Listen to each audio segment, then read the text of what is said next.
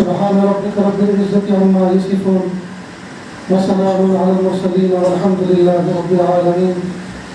اللهم صل على سيدنا محمد وعلى آل سيدنا محمد وبارك وسلم. اللهم صل على سيدنا محمد وعلى آل سيدنا محمد وبارك وسلم. اللهم صل على سيدنا محمد وعلى آل سيدنا محمد وبارك وسلم. مقصد زندگی اللہ کی بندگی اور مقصد حیات اللہ تعالیٰ کی یاد. نہ ہم اپنی مرضی سے دنیا میں آئے اور نہ اپنی مرضی سے دنیا سے جائیں گے. اللہ نے حکم فرمایا تو آگے اور اللہ تعالیٰ حکم فرمائیں گے تو چلے جائیں گے.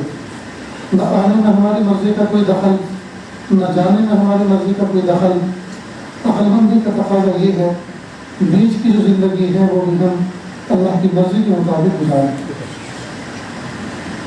شاعر مشیر علامہ اقبال رحمۃ اللہ علیہ نے ایک شعر کہا فارسی زبان میں، یادگاری کے وقت زیادہ نے تو ہم خندہ بدن و تو گریا. اے انسان تجھے کچھ پتہ بھی یاد بھی ہے کہ جب تو دنیا میں آیا تو ماں کے پیٹ سے تو روتا ہوا آیا تھا اور تیری پیدائش پر گھر کے لوگ خوشیاں منا رہے. این چنا عزیز کے وقت رفتنے تو ہم گریا بدن و تو خندہ. اب اللہ کی محبت میں ایسی زندگی گزار کہ جب تو دنیا سے جائے، جب تیرا دنیا سے جنازہ اٹھے تو سارے لوگ رو رہے ہوں اور تو ہنستا ہوا دنیا سے جائے.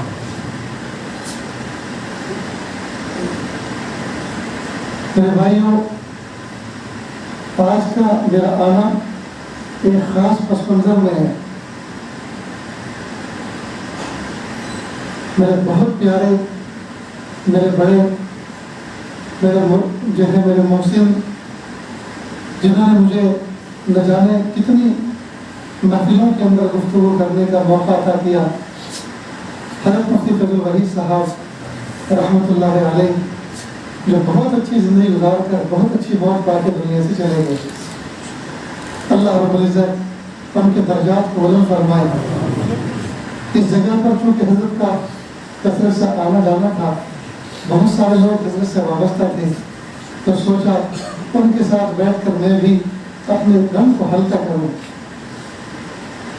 یہ جو 2 سال سے مسلسل کرونا وبا پھیلی ہوئی ہے اور اس میں دنیا سے بہت سارے علماء، صلحاء، بہت سے طلباء، بہت سے نیک بندے، عوام انتقال کر کے رخصت ہوئے. بہت سو کی خبریں ملی، لیکن 2 شخصوں کی وفات اور ان کے مرض کی خبر نے مجھے اندر سے ہلا کر رکھ دیا. ان میں سے ایک حضرت مفتی صاحب اور ایک ہمارے دوست تھے جو عوام الناس میں سے تھے، رشید خان، حاجی رشید خان کہتے، بلڈر تھے، بڑی بڑی عمارتیں بناتے تھے، زمینیں خریدتے تھے، پلاٹ کاٹ کے گھر بنا کر بیچتے. علماء سے بڑی محبت کرتے تھے، طلباء سے بڑی محبت کرتے تھے. 1-2 باتیں اللہ کے محبوب صلی اللہ علیہ وسلم نے فرمایا کہ آپ انتقال کرنے والوں کے بعد ان کے محاسن ذکر کرو، لوگوں کے اندر اس سے ہمت پیدا ہوتی ہے. تو ان کے محاسن میں سے 1-2 باتیں عرض کرتا ہوں. یہ رشید خان کیم چارستہ ضلع سورت کے اندر ایک جگہ ہے، وہاں ان کا آفس تھا اور قریب میں ایک گاؤں ہے، وہاں کے رہنے والے تھے. کسی زمانے میں بہت بے راہ رو تھے. اللہ پاک نے دستگیری فرمائی، ہدایت عطا فرمائی، پھر ایسی ہدایت پر آئے کہ دنیا دیکھتی رہ گئی. ایک مرتبہ میرے پاس ترکیسہ خانقاہ آئے، جمعہ کا دن تھا، مجلس میں شریک ہوئے. رخصت ہوتے وقت اپنے بیٹے کو میرے سامنے پیش کیا کہ حضرت یہ نعیم خان ہے، ڈینٹسٹ ڈاکٹر بنا ہے، اس کے لیے دعا کریں. میں نے کہا اللہ اس کو دست شفا عطا فرمائے اور اللہ آپ کے آنکھوں کی ٹھنڈک بنائے. بس یہ دعا دی. وہ اپنے گھر اور میں اپنے گھر. 4-5 روز کے بعد وہ کسی کام سے آئے، میرے پاس بیٹھے. جب چلنے لگے تو کہنے لگے، دروازے تک پہنچے، کہنے لگے حضرت وہ جو میرا بیٹا جمعہ کے دن ملا تھا نا آپ کو، نعیم خان. جی ہاں ڈاکٹر جی، کل اس کا ولیمہ ہو گیا، پرسوں اس کا نکاح ہو گیا. میں نے کہا اس دن آپ نے صرف ڈاکٹر ہونے کی حیثیت سے اس کی تعارف اور دعا کی درخواست کی تھی، یہ تو نہیں بتایا تھا کہ اس کا نکاح بھی ہونے والا ہے. ہم نکاح کی بھی دعا کرتے، کہیں تو اس وقت طے نہیں تھا. میں نے کہا واپس آؤ. بٹھایا صوفے میں تو تفصیل سنا. میں نے سوچا بڑے مالدار آدمی ہیں, چٹ منگنی پٹ بیا کر دیا اور پیسے کی تو ریل پیل ہے, فٹافٹ سارا انتظام ہو گیا ہوگا, تو کیسے ہوا ذرا میں سنوں اس کی ڈیٹیل. تو انہوں نے عجیب بات کی, حضرت آپ کا بیان سنتے ہیں نا کہ سادگی سے نکاح کرو, سادگی سے کرو. ہم نے کہا سادگی سے کریں گے, اسی میں نفع. کہا آپ کے گاؤں کے چند کلو میٹر کے فاصلے پر ایک گاؤں ہے موسالی, وہاں میری سالی کا نکاح ہوا ہے, میرے ساڑو رہتے ہیں. تو میں اپنے ساڑو کے گھر گیا, تو ساڑو تو گھر میں تھے نہیں, سالی تھے پردے کے پیچھے کھڑے ہو کر کہا بھائی جان جب آپ کے یہاں بیٹا پیدا ہوا تھا میرے یہاں بیٹی پیدا ہوئی تھی, ہم دونوں بہنوں نے آپس میں اتفاق کیا تھا کہ جب بچے بڑے ہو جائیں گے تو ہم آپس میں رشتہ کر لیں گے. تو آپ کا بیٹا بھی بڑا ہو گیا, ڈاکٹر بن گیا, میری بیٹی بھی فارغ ہو گئی, تو آپ کچھ طے کر لیتے ہیں. تو کہا میں یہ سمجھ رہا ہوں جو آپ کہہ رہی ہیں کہ میرا بیٹا اور آپ کی بیٹی دونوں دنیا میں کے رشتے ازدواج میں منسلک ہو جائیں. کہ جی ہاں میں یہی کہنا چاہ رہا ہوں. کہ اس میں کیا حل ہے, ابھی بیٹھ کے بات کر لیتے ہیں, منگنی کر لیتے ہیں, ابھی نکاح کر لیتے ہیں اور ابھی رخصتی کر لیتے ہیں. تو ان کی سالی جو تھی انہوں نے کہا کہ بھائی جان مذاق مت کرو, کہ دیکھو آپ میری سالی ضرور ہے, میری بیوی کی بہن ضرور ہے, لیکن مذاق کرنے کا مجھے حق نہیں ہے. میرے درمیان آپ کے درمیان پردہ ہے شریعت کا, لہٰذا میں کیوں مذاق کروں. کہ دلہا تو ہے نہیں.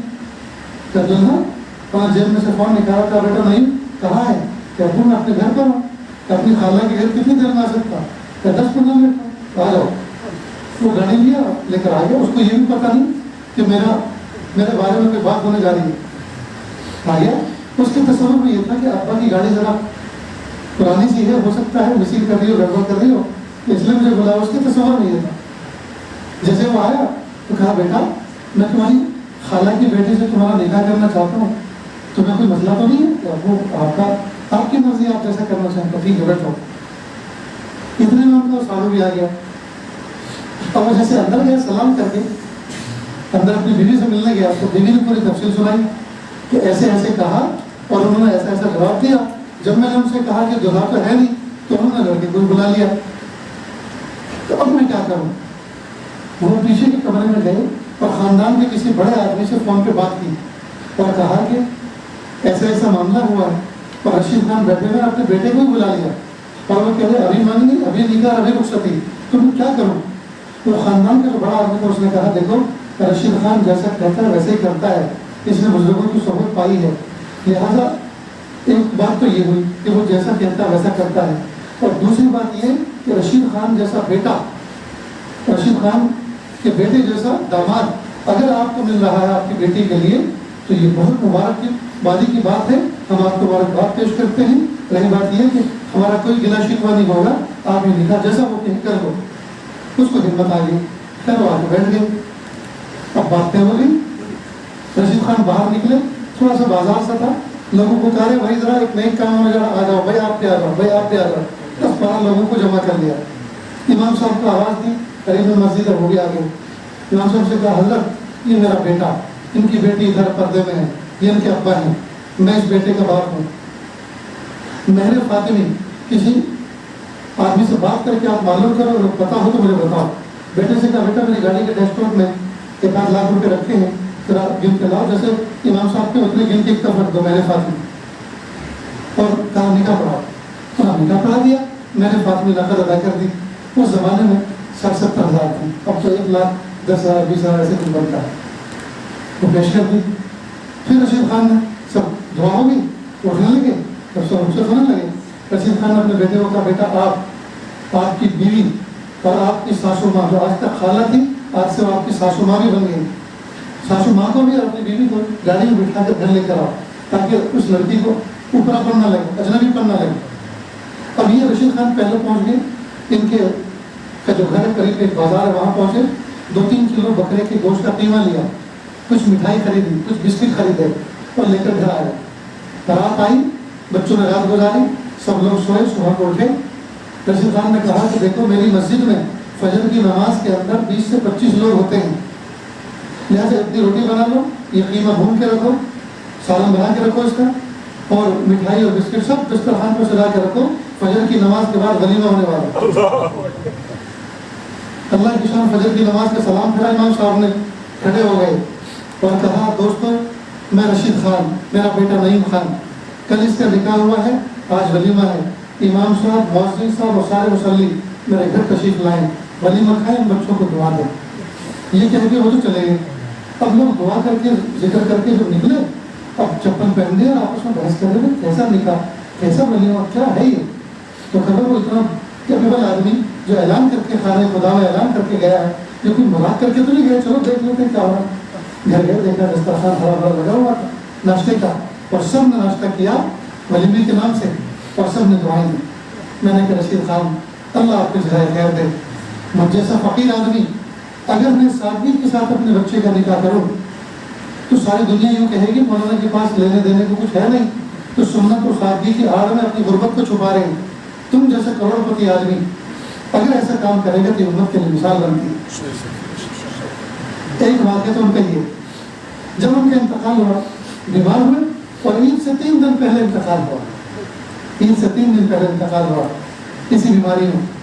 اللہ کی شان، انہوں نے کئی مدرسے بنائے، مکتب، سینکڑوں بچے اس میں پڑھتے تھے، اپنی جیب خاص سے جب جو بچے اور بچیاں جن کا پہلا نمبر آتا تھا سونے کے کانوں میں پہننے والے زیورات تقسیم کرتے تھے ان بچیوں کو، اور جو بچے ہوتے تھے کسی کو ایئر کولر، کسی کو واٹر کولر، کسی کو فریج، اس طرح کے انعامات دیتے تھے۔ اساتذہ کو عمرے کا ٹکٹ دیتے تھے، اور اساتذہ کی بیویوں کو گھر کے کچن کے اندر انتہائی ضروری مشینری یا کسی چیز کی ضرورت تو وہ دیتے تھے، اور فرماتے تھے اگر ان بیویوں کو خوش رکھیں گے تو یہ اپنے اساتذہ کو خوش رکھیں گے، اور اساتذہ کو خوش رکھیں گے تو وہ بچوں کو خوش کریں گے، پڑھائیں گے۔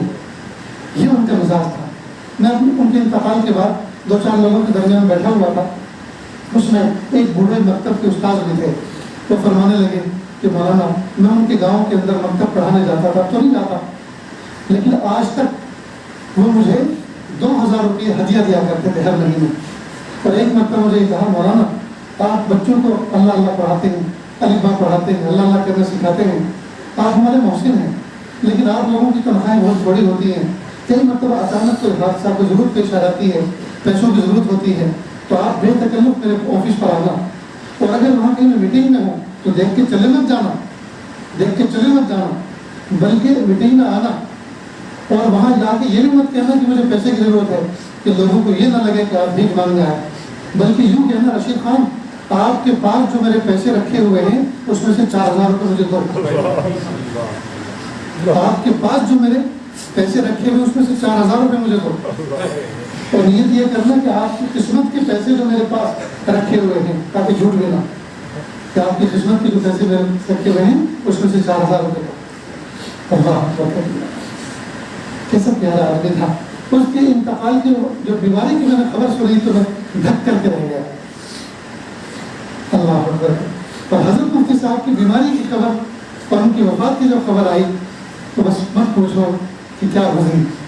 لیکن دوستو ایک بات عرض کرتا ہوں، دل کے کانوں سے سنیں، اللہ کے محبوب صلی اللہ علیہ وسلم کی جب وفات ہوئی، حضرت ابوبکر صدیق رضی اللہ تعالیٰ عنہ کہیں موجود تھے، ان کو کسی نے خبر دی، غالباً کھیت میں تھے، باغ میں تھے، خبر دی تو آپ نے حضرت ابوبکر صدیق رضی اللہ عنہ جب وہاں سے چلے تو کتابوں میں کیفیت لکھی ہے کہ دل گھڑگھڑا رہا تھا، ہرنی کی طرح صدمہ تھا، اندر ہی اندر ہو رہے تھے۔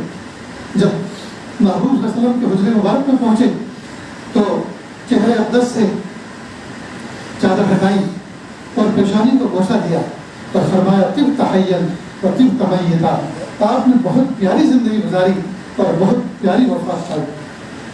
حضرت عمر فاروق اعظم رضی اللہ تعالیٰ عنہ کا حال یہ تھا، صدمے میں رغم میں حالت ایسی تھی از خود رفتہ سے ہو گئے تھے، تو خبردار اگر کسی نے کہا کہ محبوب کا انتقال ہو گیا تو گردن اڑا دوں گا۔ حضرت ابوبکر صدیق رضی اللہ عنہ دیکھا کہ معاملہ ذرا گمبھیر ہو رہا ہے، سب کو مسجد نبی میں لے کر بیٹھے، منبر رسول صلی اللہ علیہ وسلم پر جلوہ افروز ہوئے، فرمایا الا من کان یعبد اللہ فإن اللہ حی لا یموت، الا من کان یعبد محمدا فإن محمدا قد مات ومن کان یعبد اللہ فإن اللہ حی لا یموت۔ اے لوگوں سن لو، جو محبوب صلی اللہ علیہ وسلم کی عبادت کرتا تھا تو ان کا تو انتقال ہو گیا، اب وہ سوچ لے کہ اسے کس کی عبادت کر رہی ہے، اور جو اللہ کی عبادت کرتا تھا تو اللہ تو ہمیشہ سے اور ہمیشہ رہے گا، تو ان کا تو انتقال نہیں ہوا۔ عبادت کس کی کرتے تھے تم؟ ہم کس کی عبادت کرتے تھے؟ اللہ کی. تو ہمیشہ سے ہمیشہ رہے گا. محبوب کا انتقال ہوا نا, اللہ کا تو نہیں ہو. یہ کہنے کا انداز ایسا تھا کہ لوگوں کے دلوں کو تسلی ہوئی, سکون ملا, اور جو حیران کسی کیفیت تھی, جو غم کی صدمے کی کیفیت تھی, گیا اس پہ سکون طاری ہوا. میرے بھائی کو جب محبوب صلی اللہ علیہ وسلم اس دنیا میں نہیں رہے, پیارے صحابہ نہیں رہے, بڑے بڑے اکابر مشائخ نہیں رہے جی, تو دوستوں میں اور آپ کیا رہیں گے, میرے اور آپ کے مشائخ اور اساتذہ کیا رہیں گے؟ سب کو جانا ہے, یہ پکی بات ہے, جانا سب کو. جیسے ریلوے اسٹیشن پہ کھڑے رہیں, ایئرپورٹ پہ کوئی شخص کھڑا رہے, کوئی پہلی فلائٹ سے, کوئی دوسری سے, کوئی تیسری سے, ریلوے اسٹیشن پر اور ایئرپورٹ پہ رہنا کسی کو نہیں, جانا سب کو ہے. بس یہ دنیا یہ عارضی قیام گاہ ہے. سنگل انٹری ویزا پر ہم آئے ہیں, وزٹ ویزا پر آئے ہیں. اللہ پاک نے دنیا میں بھیجا ہے, سیرو فی الارض, دنیا میں گھومو پھرو, مجھے پہچانو. تو ہم اللہ کی معرفت کے لیے آئے, ہم یہاں کے باسی نہیں ہیں, ہم یہاں کے مکین نہیں ہیں, ہم تو جنت کے رہنے والے ہیں. وزٹ ویزا پر آئے ہوئے ہیں, سنگل انٹری ویزا ہے, جو ایک مرتبہ جائے گا واپس آئے گا نہیں. صرف حضرت عیسیٰ علیہ السلام ڈبل انٹری لے کر آئے تھے, اللہ نے ان کو دی تھی, وہ آئے چلے گئے پھر آئے گئے. کیا سنا ہے؟ ہم میں سے کوئی آنے والا نہیں, کوئی نبی آنے والا نہیں. اس لیے گھبرانے کی ضرورت نہیں ہے, پیچھے مڑ کر نہ دیکھیں. الماضی لا یذکر والاستقبال لا ينتظر والحال یعتبر. ماضی کا تذکرہ مت کرو, آگے انتظار مت کرو. جو حال چل رہا ہے, پرزینٹ چل رہا ہے, اس حال میں ہم جو ہے اس کا اعتبار کیا جاتا ہے کہ اس میں ہم گناہ کر رہے ہیں یا نیکی کر رہے ہیں. اگر ہم نیکی کر رہے ہیں, یہی ہمارا ماضی بننے والا ہے جی, یہی ہمارا حال بننے والا ہے, یہی ہمارا حال بننے والا ہے. اور اسی حال کی برکت سے آگے ہمیں اللہ تعالیٰ مستقبل میں نیک کاموں کی توفیق دینے والا ہے. تو حال کا اعتبار کیا جاتا ہے, حال کو اچھا کر لیں. جب حال اچھا ہو جائے گا تو ماضی بھی اچھا ہو جائے گا. حال میں جو کیا وہ ماضی بننے والا ہے. بلکہ بعض علماء نے تو کہا کہ حال تو بہت معمولی سی مقدار کا ہوتا ہے. مثال کے طور پر قلم یوں چلا رہے ہیں, تو جو پیچھے سے آگے کو چل رہا ہے, تو جو پیچھے ہو گیا وہ ماضی, اور جو آگے چل رہا ہے مستقبل. تو حال ہے کتنا سا, حال تو بہت معمولی سا ہے. حال میں تو کہتے ہیں کہ وجود عدم کے برابر. اس لیے یہ جو حال ہے, اس حال کو اچھا بنا, اس حال کو اچھا بنا. دو کام کرنے کے, ایک کام تو کرنے کا ہے, یعنی ہم نیکیاں کریں, اور دو کام جو کرنے کے اس میں سے ایک کام نہ کرنے کا, کچھ بھی نہیں کرنا. اور سب سے بڑی بات یہ ہے کہ گناہ نہیں کرنا. دو کام کرنے کے ہیں, اور دو کام میں سے ایک کام کرنے کا اور ایک نہ کرنے کا. تو کام تو صرف ایک ہی رہا بس. تو نیکیاں کریں اور گناہ نہ کریں, بس دو کام ہی تو کرنا ہے, کامیابی قدم چنے گی انشاءاللہ. مومن کے ساتھ انتقال ہے, انتقال یہ مومن کی ترقی کا باعث ہے, اور یہ مومن کے ساتھ لگا ہوا.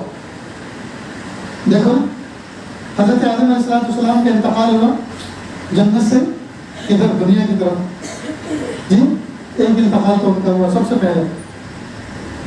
اور ہر مومن کے ساتھ انتقال جتنے بھی لگے ہوئے ہیں وہ اس کی ترقی کا باعث ہے. انسان کا وجود, اس کا جوہر باپ کی پشت میں ہوتا ہے, جو انتہائی تنگ و تاریک جگہ ہے. پھر یہاں سے انتقال ہوتا ہے, ماں کے رحم میں جاتا ہے یہ جوہر. تو ماں کا رحم باپ کی تنگ پشت کے مقابلے میں بہت کشادہ جگہ. تو یہ انتقال ترقی کا باعث بنا. پھر ماں کے رحم سے 9 مہینے ماں گزارنے کے بعد انتقال ہوتا ہے, عالم دنیا میں آتا ہے.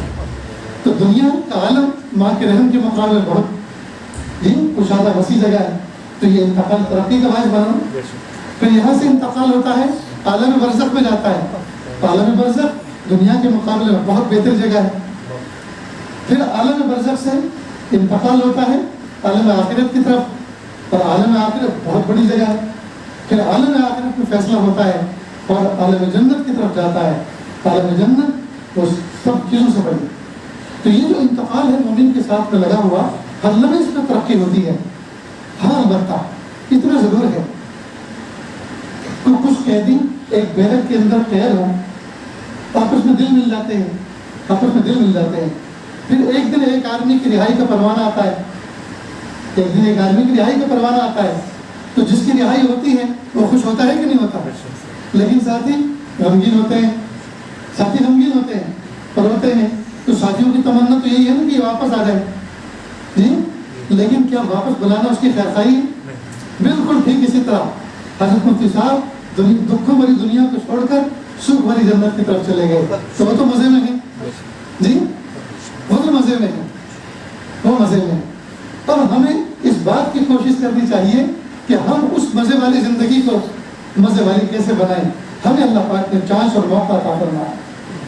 हजरत तो अपनी जिंदगी को कैश करा के चले गए जी, हो रही है उम्र मिसले बर्फ कम, रफ्ता रफ्ता चुप के दम बदम।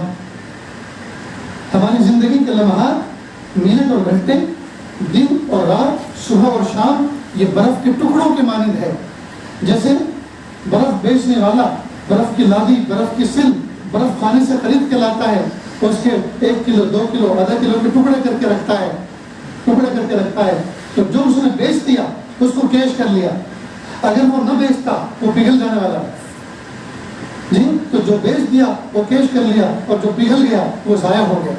ठीक बिल्कुल इसी तरह ये लम्हात ज़िंदगी, ये दिन और रात, ये सुबह और शाम, ये लम्हात ज़िंदगी बर्फ़ के कीमती टुकड़ों के मानिंद है, सोने चांदी हीरे जवाहरात के मानिंद है। और मिसाल इसकी ऐसी है जैसे पिघलने वाला बर्फ़। अगर हमने एक लम्हे में सुबहान अल्लाह, अल्हम्दुलिल्लाह, अल्लाहु अकबर, देखो मैंने 3 जुमले 3 जिक्र किए, तो जिस लम्हे में मैंने ये जिक्र किया वो लम्हा कैश हो गया, वो कैश हो गया, और जिसमें मैंने कुछ नहीं किया वो ज़ाया हो गया। हमें चाहिए कि हम लम्हात ज़िंदगी को कीमती बनाएं। हम अपनी रातों को, सुबह को और शाम को, दिन को और रात को, मिनट को और घंटे को ज़िक्र अज़कार से, तिलावत से, खिदमत खल्क़ से, तफक्कुर से और तदब्बुर से जी। कोई इबादत की कोई एक ही किस्म नहीं है। अगर अल्लाह ताला सिर्फ एक ही किस्म देते, मुराक़बा देते, ज़िक्र देते, ज़िक्र जारी देते, या कोई एक किस्म का कोई एक इबादत देते, तो हम सब के सब परेशान हो जाते। कुर्बान जाइए, अल्लाह ताला ने अपने कुर्ब के न जाने कितने रास्ते हमारे लिए खोल दिए हैं और कितने रास्ते अल्लाह पाक ने हमारे लिए मुक़द्दर फरमा दिए हैं। बहरहाल कोशिश पूरी इस बात की करें कि हम लम्हात ज़िंदगी को कीमती बनाएं, लम्हात ज़िंदगी को कीमती बनाएं। तो बनाएंगे ना इंशाअल्लाह। अब ज़रा एक बुनियादी तौर पर बात सुनें। अल्लाह रब्बुल इज़्ज़त ने हमारी जो दीनी ज़िंदगी, दीनी लाइफ, इसको 5 शोबों में मुंतकिल फरमाया। 5 शोबों में अल्लाह पाक ने तकसीम किया। हम सुबह से लेकर शाम तक और शाम से लेकर सुबह तक, और जब से होश संभाला तब से लेकर वफात की शाम तक, हम 5 शोबों में से किसी न किसी एक शोबे से 24 घंटे में किसी न किसी एक शोबे से मुताल्लिक़ रहते हैं। वो 5 शोबे के हैं, उनको समझ लें अच्छी तरह। एक शोबा है अक़ाइद का, एक शोबा है अक़ाइद का। अक़ाइद जमा है अक़ाइद अक़ीदे की, और अक़ीदा उक़दा से बना है, और उक़दा कहते हैं गिरह को, गांठ को, गिरह को। यहाँ मुराद क्या है? दिल और दिमाग। दिल और दिमाग किसी बात को सुनकर मुनशरह होकर मजबूती के साथ उस पर जम जाए। दिल दिमाग किसी बात को सुनकर और देखकर जी इंशराह के साथ, इत्मीनान क़ल्बी के साथ, यकीन के साथ उस पर जम जाए, डट जाए, इसको कहते हैं अक़ीदा। ये आसान लफ्ज़ों में ये आज आपके सामने पेश कर रहा हूँ, इसको अक़ीदा कहते हैं। सबसे बुनियादी अक़ीदा, अक़ाइद की बहुत सारी किस्में हैं, सबसे बुनियादी अक़ीदा जो नजात के लिए ज़रूरी है वो ये कि अल्लाह को एक माने, न आधा न पौना, बिल्कुल पूरा एक, न सवा न डेढ़, पूरा एक, वाहिद और अहद, वाहिद और अहद, पूरा एक। अल्लाह एक है, उसका कोई शरीक नहीं, उसका कोई साझी नहीं, उसका कोई हमसर नहीं, उसका कोई हमपल्ला नहीं। अक़ीदे के अतबार से मजबूत बने। और दूसरा अक़ीदे का जुज़ ये कि हम रिसालत के बारे में यकीन रखें। अल्लाह के महबूब सल्लल्लाहु अलैहि वसल्लम आखिरी नबी थे, इसके बाद अब कोई नबी आने वाला नहीं। नबूवत के दरवाजे पर ताला लग चुका, खत्म नबूवत हो चुका, अब कोई नबी आने वाला नहीं। तो अल्लाह के महबूब सल्लल्लाहु अलैहि वसल्लम को आखिरी नबी माने और अल्लाह ताला को वाहिद और अहद यानी एक माने। यह है अक़ीदा तौहीद और रिसालत। इसी पर नजात मौक़ूफ़ है, इसी पर नजात मौक़ूफ़ है। इसमें अगर ज़र्रा बराबर भी शक व शुबा हुआ तो नजात होने वाली नहीं है दोस्तों। दूसरा शोबा है इस्लाम का, तो पहला अक़ीदा। दूसरा शोबा है इबादत। इबादत में नमाज, रोज़ा, हज और ज़कात, یہ عبادات ہے، نماز، روزہ، حج اور زکوٰۃ، ہم ان کو سیکھیں اور جب جب جس عبادت کا موقع ہمارے سامنے ہو اس کو ادا کریں. نماز کا موقع ہے نماز پڑھیں، حج کا موقع ہے حج کریں، سال پورا ہو چکا مال موجود ہے زکوٰۃ دیں. جی رمضان کا مہینہ آ چکا، رمضان کے روزے رکھیں، رمضان کی عبادت کریں. تو جس جس عبادت کا موقع آتا ہے اس عبادت کو انجام دیں. یہ دوسرا شعبہ ہے عبادت کا. تیسرا شعبہ ہے معاملات. معاملات کہتے ہیں لین دین کو. یعنی اسلام ایسا مذہب نہیں ہے کہ اس میں صرف ٹوپی اور پگڑی پہنا دی گئی، ہاتھ میں تسبیح دے دی گئی، خاص قسم کا لباس پہنا دیا گیا اور بن گئی ہے مذہبی. جیسے دوسرے مذہب کے لوگ خاص لباس پہن لیا یا لباس نکال دیا تو بن گئے مذہبی. یہاں لباس پہننے اور نکالنے کا نام مذہب نہیں، یہ تو پورا ایک سلیبس ہے، پورا ایک ضابطۂ حیات ہے.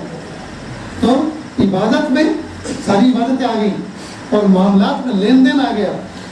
قربان جائیں اس دین پر، اللہ رب العزت کے اس نظام پر کہ اللہ تعالیٰ نے لین دین کو بھی ایک عبادت کا درجہ عطا فرمایا.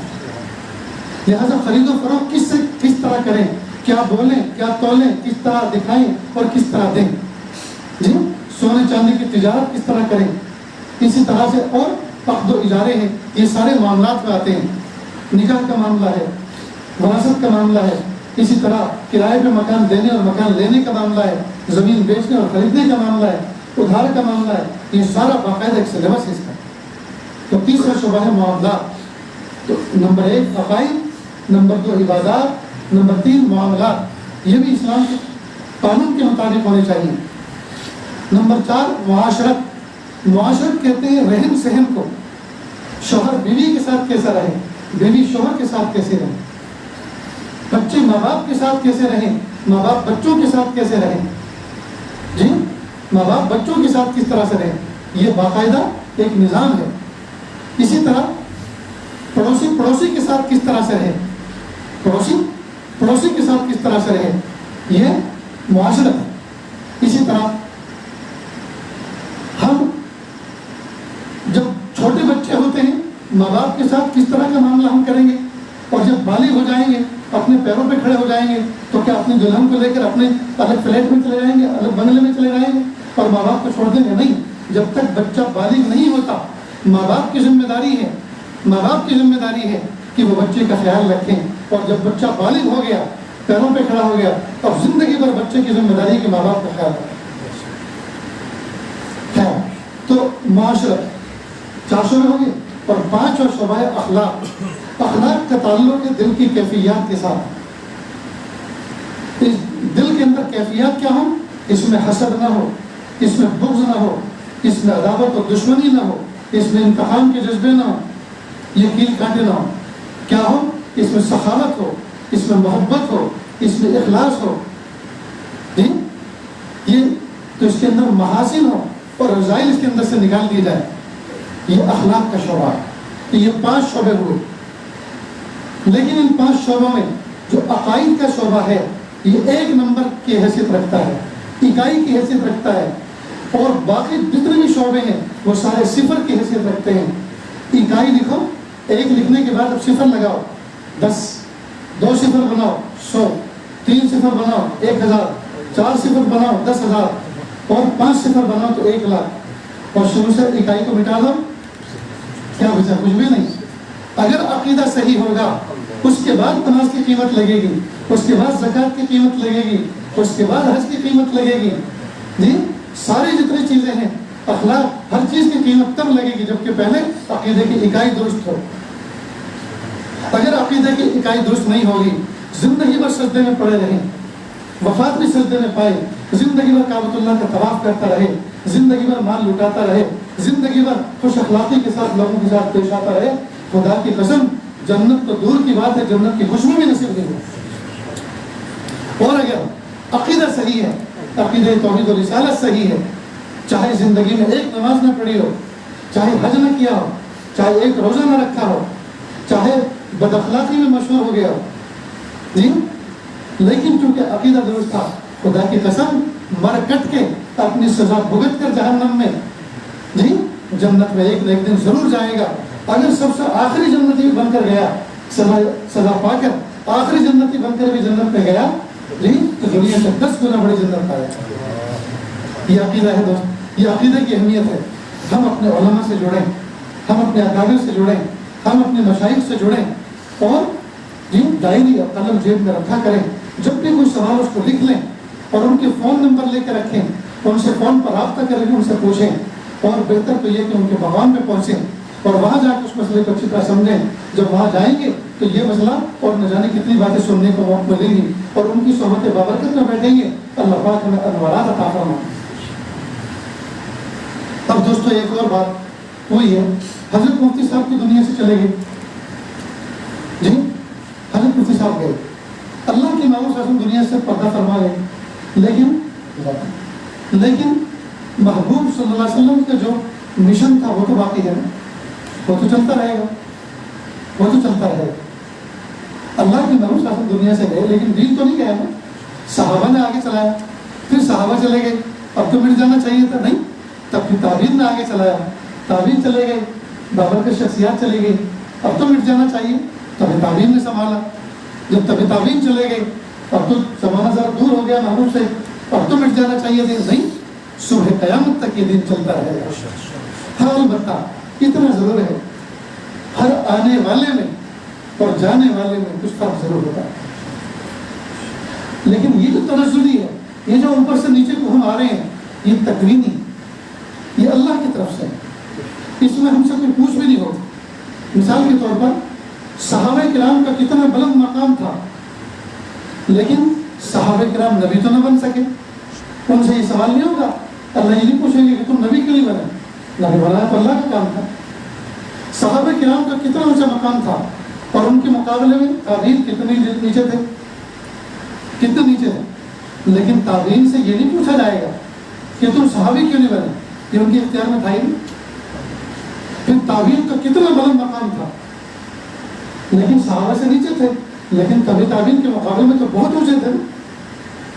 لیکن تابعین کا صحابہ کے مقابلے میں تنزل اختیار کرنا اور طبع تابعین کے مقابلے میں اللہ کو ان کو عزت دینا, یہ اللہ کا نظام ہے.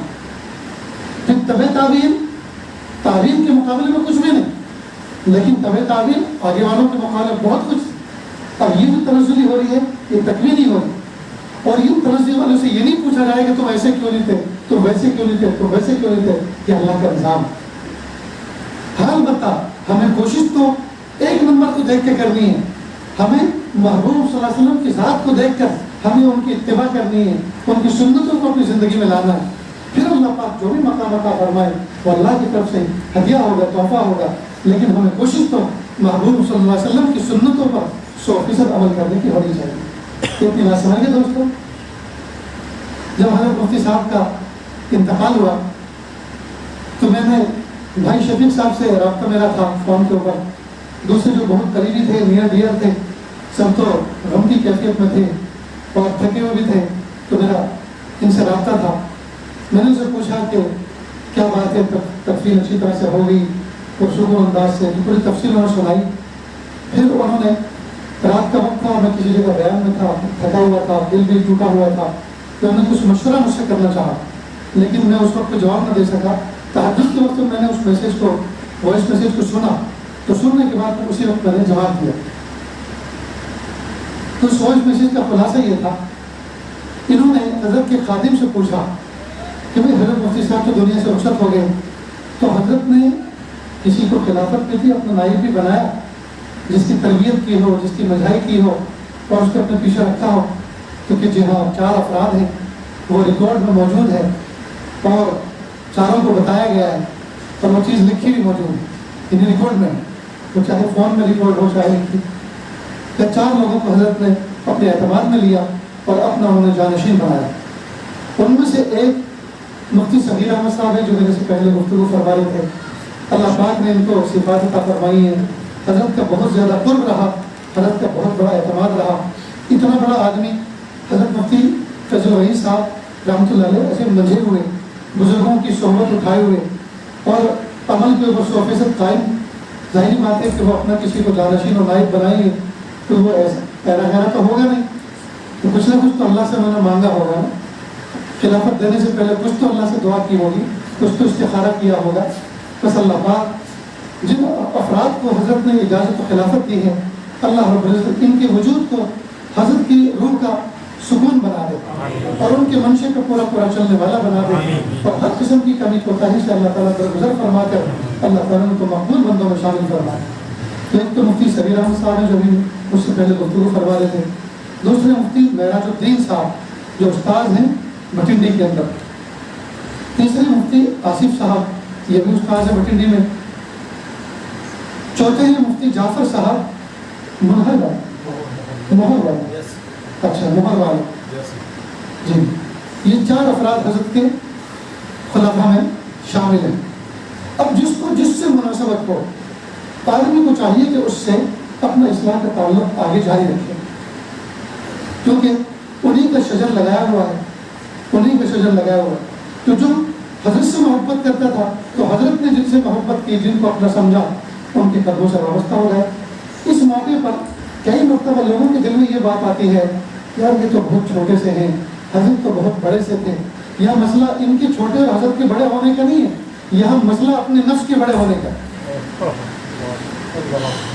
خلیفہ کو چھوٹا نہیں سمجھ رہا، حضرت کو بڑا نہیں سمجھ رہا، یوں سوچنا کہ میں اصل میں اس قابل ہوں کہ مجھے مفتی صاحب جیسا خلیفہ ملنا چاہیے، مفتی صاحب جیسا خلیفہ۔ اب مفتی صاحب جیسا تو کوئی ہے نہیں، لہٰذا یہ شیطان کا سب سے پہلا دھوکہ، شیخ کے انتقال کے بعد شیطان کا سب سے پہلا یہ دھوکہ ہوتا ہے۔ اب حضرت جیسے تو ہمیں کوئی نظر نہیں آ رہے، لہٰذا ہم شکر بیوہار کی طرح ایسے رہیں نہیں دوستوں۔ دیکھو رہبر کا کام صرف راہ دکھانا ہے، رہبر کا کام راستے کی طرف اشارہ کرنا ہے، راستہ بتانا ہے، راستہ چلنا رہبر کا کام ہے۔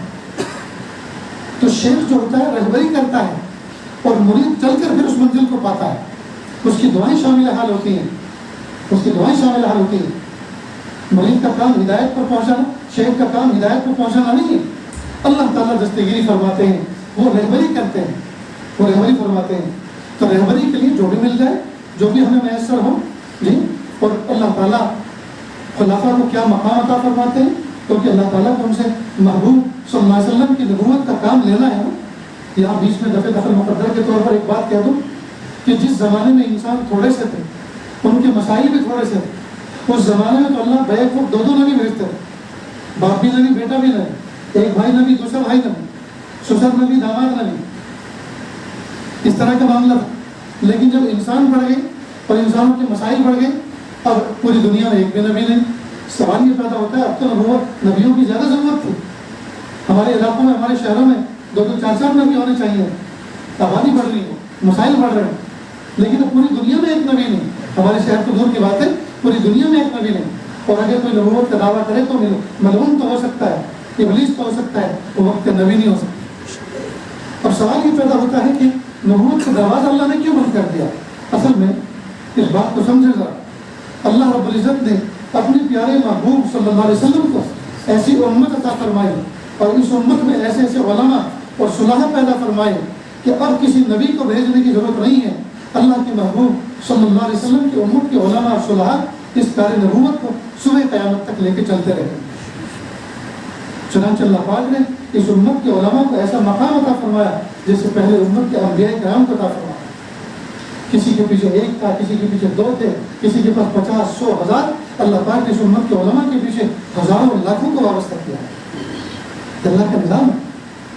بہرحال تو یہ 4 نام میں نے آپ کے سامنے پیش کیے، تو آپ ان کو عزت دیں جی، ان کو پہچانیں، ان کے دورے کرائیں اپنے علاقوں کے، اور جو حضرت مفتی صاحب نے جو ان کی تربیت فرمائی، جو ان کو سکھایا، آپ وہ سبق ان سے سنیں، وہ سیکھیں اور اس پر عمل کریں، انشاءاللہ اللہ تعالیٰ زندگیوں میں برکت عطا فرمائیں گے۔ نیز دوستوں ایک اور بات، یہ تو 4 خلفاء کی بات ہوئی، حضرت مولانا رحمۃ اللہ صاحب دامت برکاتہم آپ کے یہاں موجود ہیں، اسی طرح حضرت مفتی محمد ایوب صاحب دامت برکاتہم، حضرت مفتی نذیر صاحب اور بہت سارے اکابر جن کو میں نام سے بھی واقف نہیں، ان کے مقام سے واقف نہیں، البتہ علاقے کے اندر سب لوگ واقف ہوتے ہیں